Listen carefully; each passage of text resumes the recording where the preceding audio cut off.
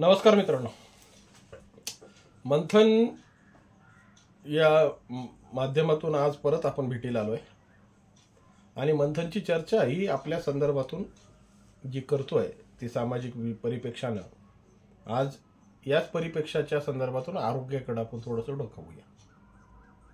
आरोग्य हा माणसाचा मूलभूत अधिकार आहे. राष्ट्राने किंवा केंद्र शासनाने आणि राज्य शासनाने या आरोग्याच्या संदर्भात विविध उपाययोजना करून सर्वसामान्य माणसांपर्यंत हा इलाज, हा उपचार कशा पद्धतीने सोयीस्कर करता येईल ह्याच्यावर खूप बारकाईने लक्ष दिलंय. आणि या इलाजाच्या माध्यमातून सर्वसामान्य माणसापर्यंत हा आरोग्यमय जो वारसा आहे, देशामध्ये आरोग्यमय वारसा पसरावा या उद्देशाने खूप योजना निर्माण केल्या. पण या योजनांच्या परिस्थितीतली थोडीशी आपण आढावा घेतला ना, तर आज या योजनेचा लाभापासून सर्वसामान्य माणूस हा वंचित आहे. या गोष्टीच्या या वंचित असण्याच्या मागे जी काही आज यांनी आखलेली भूमिका आहे ना, ती खूप जाचक आणि जटिल आहे.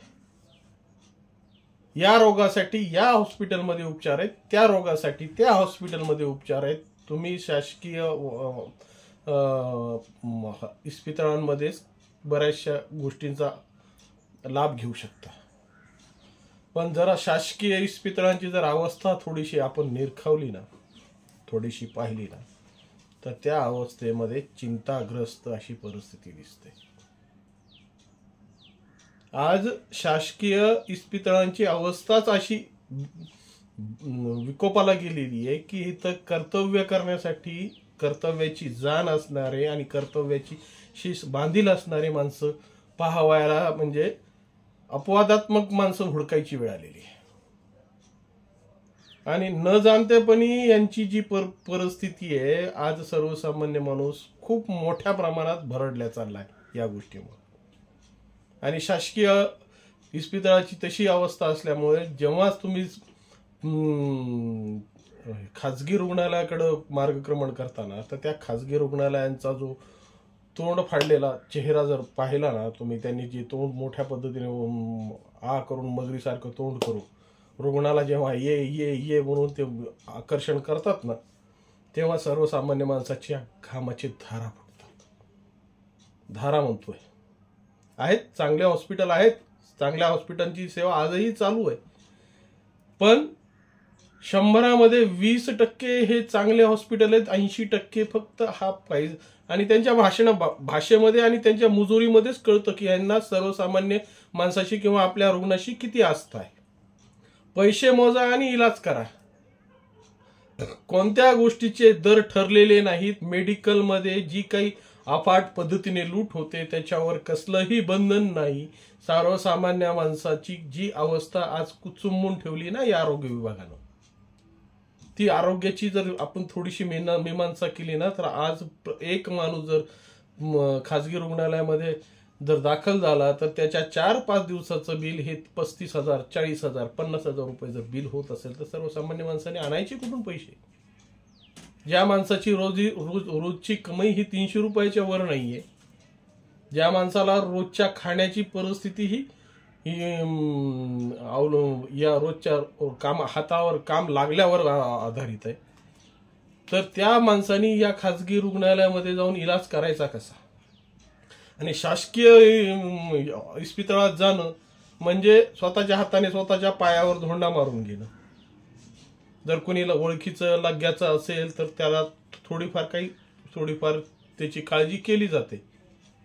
पण जेव्हा सर्वसामान्य माणसं जातात ना, तर त्यांची अवस्था ही बिकट झालेली असते. त्यांच्या अर्धे जे विकार आहेत, अर्धे त्यांच्यातल्या अंगातले डायग्नोसिस आहेत, या चक्रांमध्येच वाढतात. आणि या चक्रांमध्ये चक्रा मारून त्यांना चक्कर येण्याची वेळ येते, पण इलाज काही त्यांना पूर्णपणे सापडत नाही. त्याचे उदाहरण खूप काही आहेत, सांगण्याची गरज नाही. प्रत्येक माणसाला या गोष्टीचे अनुभव येत आहेत.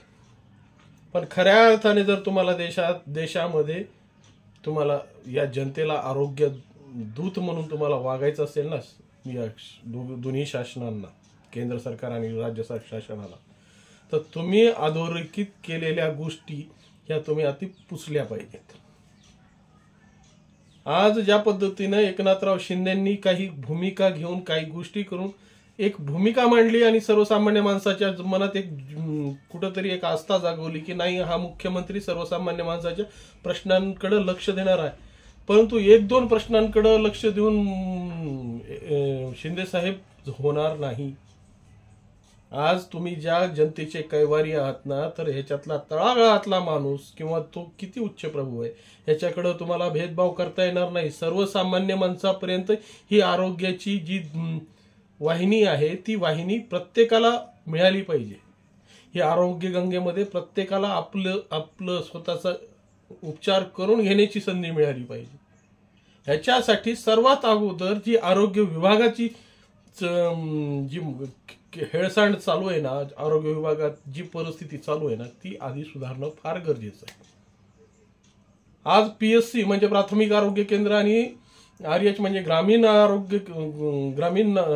नागरी रुग्णालय हे प्रत्येक पंचायत समिती गटापर्यंत ह्याची निर्मिती केली पाहिजे.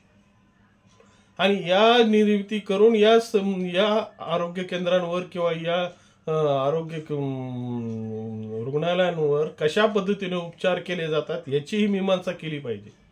नाहीतर आज परिस्थिती अशी झाली जसं त्या शिक्षकाची परिस्थिती आहे, शाळा सुटली की 2 ट्युशन घेऊन मी माझं 1000-2000 रुपये जास्त कमवेल. त्याच प्रमाणे यांचीही परिस्थिती तीच झालेली आहे.